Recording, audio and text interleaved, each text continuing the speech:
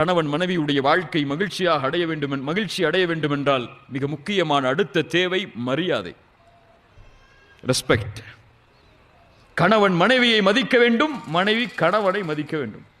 கல்யாணம் ஆனதுல இருந்து மூத்தார வரைக்கும். ஆனா இன்னைக்கு 2 வருஷம் நல்ல கவனிப்பு, 3 வருஷம் நல்ல கவனிப்பு, 4வது வருஷம் இருக்கிறத சாப்பிட்டுட்டு படுத்துருங்க, அவ்வளவுதான். இல்ல மாஷா அல்லாஹ், அல்லாஹ் பாதுகாத்தவர்களை தவிர. இதுதான் நிலைமை. பெருநாளைக்கு கல்யாணம் முடிக்கிற முன்னாடியே 10 புடவை எடுத்து வச்சிருப்பாரு இவர். அடுத்த பெருநாளைக்கு நீ போடுறதுக்கு இப்பவே புடவை வாங்கி வச்சுட்டமான்னு சொல்லி அவங்க மாமியாட்ட சொல்லுவாரு. உங்க மகளை திருமணம் முடிக்கிறதுக்கு முன்னாடியே 2 பெருநாளைக்கு புடவை என் வீட்டில் இருக்குன்னு சொல்லி. கல்யாணம் ஆனதுக்கு பிறகு போன ரமதான்ல எடுத்த புடவை ஒரு தடவை தானே கட்டுனீங்க, அதே கட்டுங்க பரவாயில்ல அப்படின்ட்டு போயிடுவாரு. 3 வருஷம் 4 வருஷம் கழிஞ்சதுக்கு பிறகு மனைவி கணவனிடத்திலே அப்படித்தான், கணவன் மனைவியிடத்திலே அப்படித்தான். இந்த மரியாதைகள் எல்லாம் கொஞ்ச நாள் தான், அல்லது ஒரு பயமா உருவாகிறது. அது யாருக்கு பயப்படுறாங்க இன்னைக்கு? யாருக்கு பயப்படுறாங்க? கணவன் மனைவிக்கு பயந்த காலம்லாம் மாறி போச்சு. இப்போ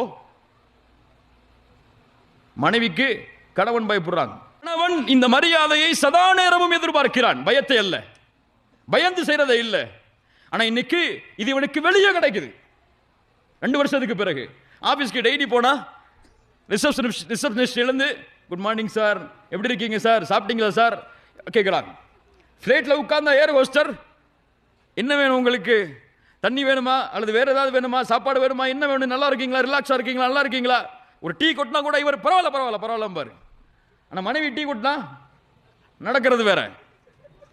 இப்படி அவர்களுடைய மரியாதை எல்லாம் வெளியில் கிடைக்கிறது. இந்த வெளியில கிடைக்கக்கூடிய மரியாதை அன்பை எல்லாம் பார்த்துட்டு வீட்டுக்கு வரும்போது கதவை திறந்து எங்கெங்க போயிட்டு வந்தீங்க இவ்வளவு நேரம் அப்படின்னு கேட்டா அவர் எதை விரும்புவார்? வெளியில கிடைக்கிறதா விரும்புவார், உண்மையா இல்லையா? அப்போ உங்களுக்கு காதல், மரியாதை, அன்பு வெளிப்படுத்தப்பட வேண்டும் என்றால் முதல்ல வீட்டில இருந்து வெளிப்பட்டப்பட்டாதான் நிரந்தரமா இருக்கும். அது அப்பதான் அது உறுதியாகும். அது இல்லை என்றால் உறுதியாகாது. அவர் எங்கே கிடைக்கிறதோ அதை தேடி செல்வார். அதுபோல்தான் மனைவியும் எங்கே கிடைக்கிறதோ அதை தேடி செல்வாள்.